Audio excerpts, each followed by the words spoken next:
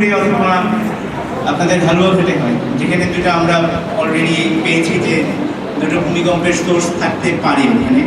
এখানে যদি হয়, এখানে কম মাত্রারও যদি হয়, 6.5 মাত্রারও যদি হয়, তাহলে কিন্তু আমাদের অনেক বেশি ক্ষতি হতে পারে।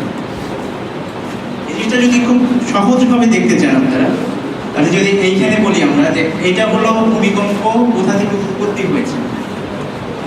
এইটা আমাদের নিচে যে শক্ত মাটিটা আছে ময়মনসিংহের, ধরেন এই বিল্ডিং এরই নিচে 30 ফিট নিচে, 40 ফিট নিচে, 50 ফিট নিচে সয়েল টেস্ট করেন না আপনারা, মাটি পরীক্ষা করেন, কত নিচে শক্ত আছে, ওই শক্ত জায়গায় কত মাত্রায় সে আঘাত করবে, তারপর তার উপরে যেই মাটিটা আছে তার উপর নির্ভর করে ওই আঘাতের মাত্রাটা বাড়বে না কমবে। যদি মাটিটা শক্ত হয় তাহলে আপনার আঘাতের মাত্রাটা কমায় আনবে সে। যদি মাটিটা নরম হয়, ধরেন কয়েকদিন আগে আপনি ওখানে বালু ফেলছেন, মানে এটা নদী ভরাট করে, আমি ডোবা ভরাট করে, আমি চাই না এখানেও হয়তো ডোবা ভরাট করে করা হয়েছে, এই জায়গাটা আশেপাশেও তাই, জি ধান ক্ষেত্রে। তো যদি মাটি নরম থাকে তাহলে এটা আরো 1.3 গুণ বা এরকম একটা পরিমাণ বেড়ে আপনার বিল্ডিংটাকে অ্যাটাক করবে। আমি যেহেতু স্ট্রাকচারাল ইঞ্জিনিয়ার, আমি স্ট্রাকচারের কথাই বলছি, অন্যান্য জিনিসও আছে।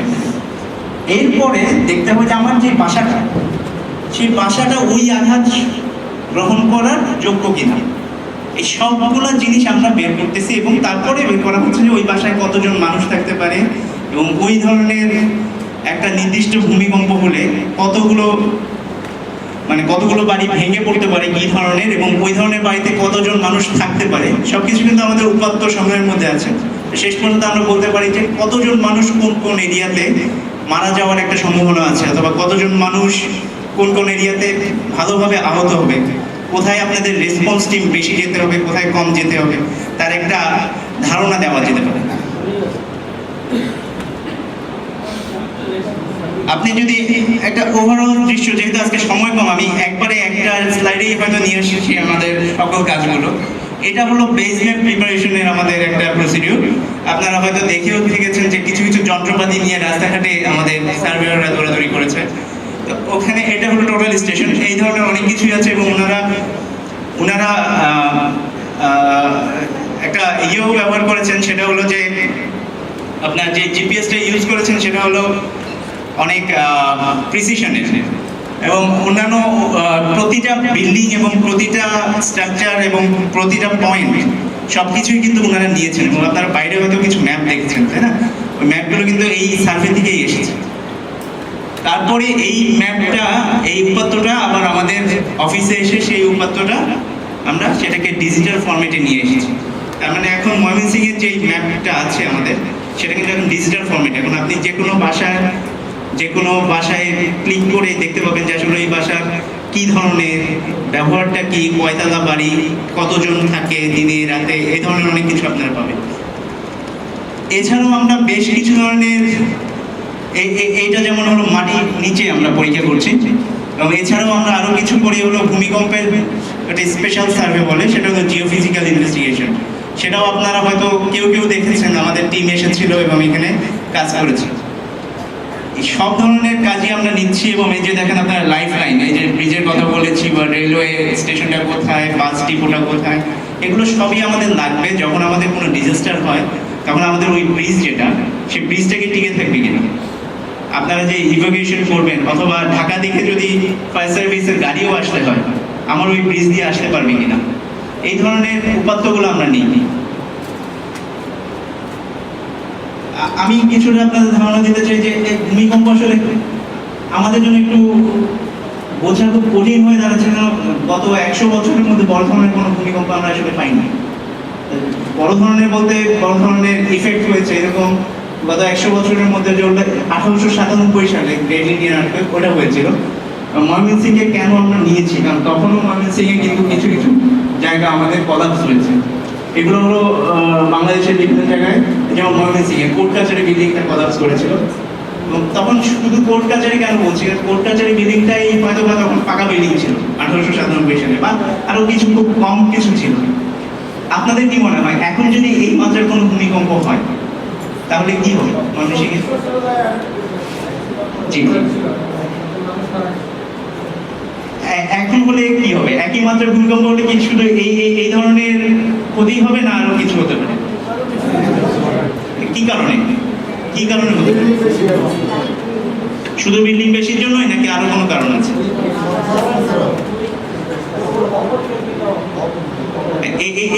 এই জিনিসটাই আসলে আমরা জানার জন্যই আজকে এখানে আসা, যে আপনাদের আসলে এই ধারণাটা কি আছে কিনা, যে আমাদের যে বিল্ডিং গুলো আমরা তৈরি করছি এগুলো কি আমরা ঠিকভাবে তৈরি করছি কিনা। এই ব্যাপারে আমি কিছুটা সামনে আগাবো, যেহেতু আজকে সময় কম, তাড়াতাড়ি যাচ্ছে।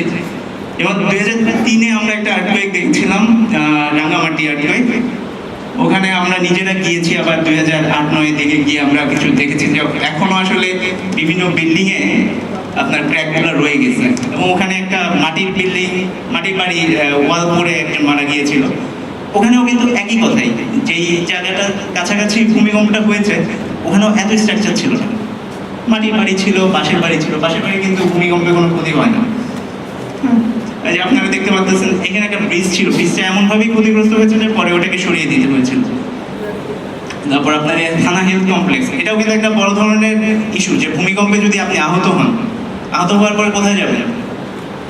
Health complex. এখন হেলথ কমপ্লেক্সই যদি ভেঙে পড়ে যায়, এবং ফায়ার সার্ভিস, সিভিল ডিফেন্সের যে বাড়িগুলা, মানে যেখানে আমাদের গাড়িগুলো রাখছি, ওটাই যদি ভেঙে পড়ে, আমার গাড়ি তো বেরোতে পারবে না। তাহলে ওগুলোর দিকেও আমাদের আলাদাভাবে নজর দিতে হবে। স্কুল একটা বড় ধরনের ব্যাপার। আমরা এই কয়েকদিন আগে আলাপ করছিলাম যে গার্মেন্টস ভাঙলো, এখন আরো একটা কিন্তু বড় ধরনের ইস্যু আছে, যেটা আমাদের এটা মাথায় রাখা উচিত। আমাদের এখন প্রিপেয়ারনেস যেটা আসা উচিত, যে এই ধরনের বড় ধরনের ইস্যু যাতে না আসে, তার জন্য আমাদের স্কুলের প্রতিও কিন্তু একটা আলাদাভাবে নজর দিতে হবে। কারণ ওখানেও কিন্তু অনেকগুলো বাচ্চা একসাথে ওখানে থাকে। আচ্ছা, এখন যদি আমি বলি যে বিভিন্ন সার্ভে থেকে আমরা যেরকম পাইছি যে বাংলাদেশের টিপিক্যাল বিল্ডিং টাই আউটসাইড ঢাকা সিটি বা আউটসাইড বড় ধরনের সিটিগুলো বাদে এই সেকেন্ডারি সিটিগুলোতে কিন্তু এই ধরনের বাসাবাড়ি, জি অবশ্যই এই ধরনের বাড়িগুলোই আমরা পাই বেশি আর কি। এখানে কিছু বাড়ি আছে যেখানে বিম কলাম আছে, রড দেওয়া হয়। কিছু বাড়ি আছে আমরা শুধু ইট দিয়ে উঠাই ফেলি, তাই না? কিছু আছে হলো আপনার উপরে টিন, চারদিকে ইট, এই ধরনের। আর ঢাকা শহরে আবার আমরা পাই একটু অন্য ধরনের বাড়ি হলেও একটু বেশি পাই। যদি ইটের বাড়ি হয় শুধু, তাহলে আমাদের কি ধরনের সমস্যা হতে পারে আর কি। ইটের বাড়িতে যদি আপনার এরকম কোনো ক্র্যাক দেখেন, ইটের বাড়িতে বিম কলাম না, ইটের বাড়িতে যদি এরকম বড় ধরনের কোনো ক্র্যাক দেখেন, তাহলে আপনারা আসলেই বলতে হবে যে আপনার বিল্ডিংটা আলাদাভাবে চেক করা দরকার। এবং এটা কিন্তু বাংলাদেশের ছবি, এটা পুরান ছবি থেকে তোলা। আপনারা যদি আরো দেখেন যে এরকম এই জায়গাটা খসে পড়ে গেছে। তারপরে আরো কিছু বিল্ডিং আছে, যেমন এই যে বড় ধরনের ক্র্যাক দেখা যাচ্ছে। আবার বিল্ডিং এ দেখা যাচ্ছে দুটো বিল্ডিং এর মাঝখানে কোনো ধরনের গ্যাপই নেই। এটা আবার ভূমিকম্পের সময় অনেক সমস্যা হয়, কারণ ভূমিকম্পের সময় বিল্ডিং গুলো আশেপাশে কাঁপাকাঁপি করে, একটা আরেকটাকে ধাক্কা দিলে ক্ষতিগ্রস্ত হতে পারে। তো বিল্ডিং এর মাঝখানে একটা নির্দিষ্ট গ্যাপ রাখতে হবে, সেটাও আপনাদের প্ল্যানিং এ আপনারা পাবেন। আমরা দেখেছি যে মর্টারটা একটা হাত দিয়ে রাবল দিয়ে ভেঙে ফেলা যায়, এখন যে অবস্থায় এসেছে আর কি। ওই বাড়িগুলো যে চুনাশুলকি দিয়ে তৈরি, এবং 150-200 বছরের পুরাতন, এরকম অনেক বাড়ি কিন্তু ময়মনসিংহেও আছে না? কোথায় আছে এটা? কোন অঞ্চলে? হ্যাঁ, ময়মনসিংহে। আচ্ছা, এটাও কিন্তু সাগরিপট্টি। এই ধরনের আবার আরো কিছু আছে, যেমন এইটা আমাদের ফায়ার সার্ভিসের ভাইয়েরাই হয়তো বলতে পারবেন। এই ধরনের ন্যারো স্টেয়ারকেস থাকলে মানুষজনকে আসলে উদ্ধার করা খুবই কঠিন। অথবা কোনো ধরনের আপনারা যদি ভূমিকম্পই হলো এবং কোনো বিল্ডিং আসলে ভাঙলো না, এইখান থেকে যখন মানুষ উদ্ধার করি, আপনারা জানেন যে তাঁতিবাজারেও কয়েকদিন আগে একটা ভবন ধস হয়েছিল, তখন আমরা উপর থেকে ওই রশি বেঁধে মানুষদেরকে নামানো হয়েছে। এবং তাঁতিবাজারের কথা বা শাঁখারীবাজারের কথা বলছে, ওইখানে হিন্দুদের সংখ্যাটা একটু বেশি থাকে। আমি অনেক জায়গায় দেখেছি যে তাদের লাস্ট 3 তলা থেকে রশি দিয়ে ধরে তারপরে নামায়, একটা কাঠের মধ্যে রশি বাঁধে বাজার বলুন করতে গিয়ে যায়। আর আমার মতো এরকম বডির লোকেরা সেখানে বুঝতে পারে না।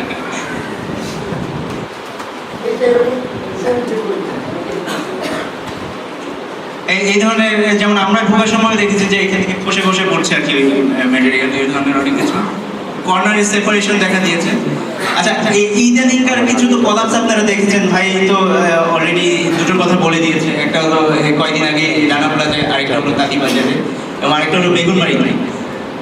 তো আমরা যদি কেন এই কলাপসগুলো বলি আর কি, যে অনেক সময় হলো ডিজাইনের ভুলের জন্য হতে পারে, যে কলাম সাইজ হয়তো আমি যত তারা বিল্ডিং এর জন্য যতটুকু কলাম সাইজ হওয়া উচিত সেটা দিইনি, বা কতটুকু রড দেওয়া দরকার ততটুকু দিইনি।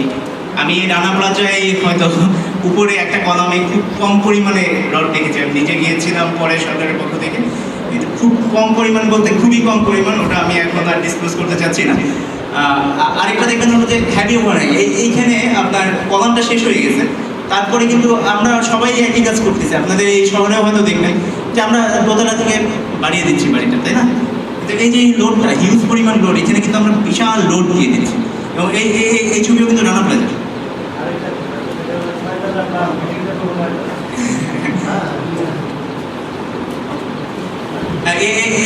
আপনি যদি দেখেন আর কি, আমি ক্রস এবং ওকে বলে দিচ্ছি, যেটা আপনারা হয়তো বা নিজেদের সুবিধার জন্য করে দেন।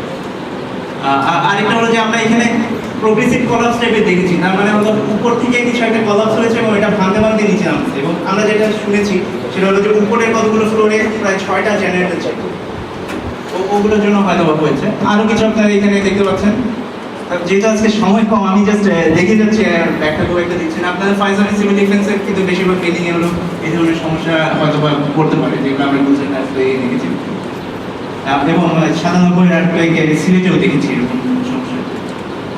এবং বাড়ি ঘর আমাদের আসলে একটু মানে চারকোনা নর্মাল শেপের হয় ভালো আর কি, অ্যাবনর্মাল শেপের হলে আমাদের ডিজাইনটাও অ্যাবনর্মাল হতে হয়, যেটা হয়তো বা আমরা করি না। এবং কনস্ট্রাকশনও কিছু ফল্ট আছে, যেমন এইখানেও আমরা দেখেছি যে রডগুলো সব এক জায়গায় কেটে পড়েছে, তার মানে কি আমরা ছাদের উপরে দোতলা করার পরে 3তলা করার আগে অনেক সময় বসে থাকি, তখন দেখা যাচ্ছে রডগুলো সব এক জায়গায় কেটে গেছে, ওইটা আসলে ঠিক না। রডের হলো কাটার সিস্টেম হলো যে নিচে কিছু কাটবে উপরে কিছু কাটবে, যাতে এক জায়গাটা দুর্বল না হয়ে পড়ে, নইলে ওই এক জায়গায় কিন্তু ভেঙে পড়বে। আরেকটা হলো যে যেটা এইখানেও হয়তো বা হবে যে লিকুইফ্যাকশন। জি জি, লিকুইফ্যাকশন যেটা সেটা হতে পারে যে ওখানে ভূমিকম্প যদি আসে ওই জায়গাটাতে যেখানে আসলে রানা প্লাজা ভেঙে পড়েছে, সেখানে আপনারা হয়তো বা এই ধরনের কোনো দেখবেন যে মাটিটা চোরাবালির মতো হয়ে গেছে এবং মাটিটা ধরে রাখতে পারতেছেন, স্ট্রাকচারটাকে ফেলে দেবে। আরও কিছু আমরা দেখেছিলাম যে পুয়ার কনস্ট্রাকশন ম্যাটেরিয়াল এই ধরনের, আপনারা এখানে দেখবেন যে এই ধরনের গ্রাভেলাইজ করে বড় ধরনের বোল্ডার থেকে ভেঙে স্টোন ইউজ করা উচিত আর কি। এবং ওয়ালও একটার উপর একটা ওভারল্যাপ হওয়া উচিত। এটা তো ভাই কিছুক্ষণ আগেই বলেছেন, এবং আসলে ভাইয়ের হেলমেট নিয়ে আমি উপরে উঠেছিলাম ওই দিন। এটা হলো 2012 সালে তাঁতিবাজারে। আর এটা হলো বেগুনবাড়িতে, সেটাও আবার রিসেন্ট ফিল সয়েলের উপর, এবং এটাতে ফাউন্ডেশন ফেলিওর হয়েছে তো বলতে পারেন যে এটা জাস্ট নিচে থেকে ছুটে পড়ে গেছে। কিছু শর্টফল ইফেক্ট আমরা ওখানে দেখেছিলাম। এগুলো ছাড়াও কিন্তু কিছু আসপেক্ট আছে, আমরা যেমন ওখানে দেখেছি যে রানা প্লাজাটা ভেঙে পড়েছে তাই বলে বাকি বিল্ডিংগুলো যে খুব ভালো আছে তা না, বেশিরভাগেরই কিন্তু একই ধরনের সমস্যা থাকার কথা। এবং বেশিরভাগ গার্মেন্টস বিল্ডিংয়েও কিন্তু আমরা এমনই দেখছি যে আপনারা 4তলা 5তলার ফাউন্ডেশনে হয়তো বা উপর দিকে উঠছে শেষ। এবং আপনারা ফায়ার সার্ভিস সিভিল ডিফেন্সের ইয়েটাও দেখতে পাচ্ছেন। এরপরে যেটা সেটা হলো যে risk assessment and damage loss estimation, যেটা আসলে এআইটি এবং এডিপিসি মিলে আমরা করব। যেই ডাটাটা আমাদের আজিওস নামে একটা সফটওয়্যার দিয়ে অ্যানালাইসিস করা হবে, এবং ডাটাটা দেওয়া হবে হলো আমাদের স্পেশাল কন্টিনজেন্সি প্ল্যানিং টিমকে, যারা একটা কন্টিনজেন্সি প্ল্যান বানাবে এই শহরের জন্য। এবং ফাইনালি দেওয়া হবে হলো আমাদের আমাদের এন্ড ইউজারদেরকে, যারা risk sensitive land use planning বানাবে। ধন্যবাদ এডিপিসিকে তাদের মূল্যবান বক্তব্য। তো আমাদের সময় সংক্ষিপ্ত, বারবার বলছি আমরা এখন দ্বিতীয় পর্ব আছি মাত্র, আমাদের আরো দুটো স্টেজ যেতে হবে। এ পর্যায়ে আমি অনুরোধ জানাবো জনাব স্বপন ধরকে তার মূল্যবান প্রবন্ধ অনুরোধ 10 মিনিটের মধ্যে শেষ করতে হবে। তার প্রবন্ধের বিষয় হল ময়মনসিংহ নগর পত্তন ইতিবৃত্ত। আজকের এই কর্মশালা সচিববৃন্দ এবং প্রকল্প পরিচালক যিনি আমাকে এখানে এই প্রবন্ধটি উপস্থাপন করার জন্য অনুরোধ করেছেন, সবাইকে আমার আন্তরিক ধন্যবাদ। এবং আমি সবার কাছে আমার এই আবেগতাড়িত লেখাটির জন্য এবং অসম্পূর্ণ লেখাটির জন্য সবার কাছে ক্ষমা সুন্দর দৃষ্টি কামনা করে শুরু করছি। ময়মনসিংহ নগর পত্তনের ইতিবৃত্ত। ন যুগ গ সমান ন গ। ন মানে নাই, গ অর্থ গমন। নগ মানে যা গমন করতে পারে না, যেমন পর্বত। নগযুগ্র সমান নগর, অর্থাৎ পর্বতের মতো উঁচু উঁচু স্থির দালানে সুরক্ষিত জীবন।